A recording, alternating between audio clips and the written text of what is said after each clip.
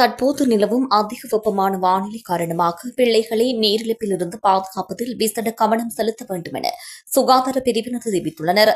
இதற்காக பிள்ளைகளுக்கு அதிகளவு நீர் மற்றும் இயற்கையான திரவ உணவுகளை வழங்குமாறு கொழும்பு ரிச்வே ஆர்யா சிறுவர் வைத்தியசாலையின் விசேட வைத்திய நிபுணர் தீபால் பெரேரா தெரிவித்துள்ளார்.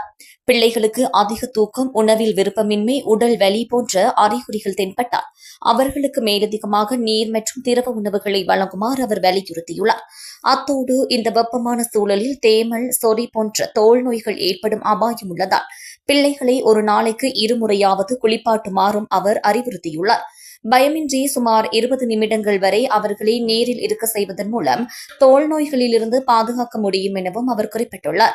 பாடசாலை, இல்ல விளையாட்டுப் போட்டிகள் மற்றும் ஓட்டப்பந்தயங்களில் ஈடுபடும் மாணவர்கள் போதியளவு நீர் பருகாவிட்டால் நீரிழிப்பு நிலை ஏற்படுவதோடு வெப்ப அதிர்ச்சி நிலைக்கும் உள்ளாகலாம் என வைத்தியர் தீபால் பெரேரா எச்சரித்துள்ளார்.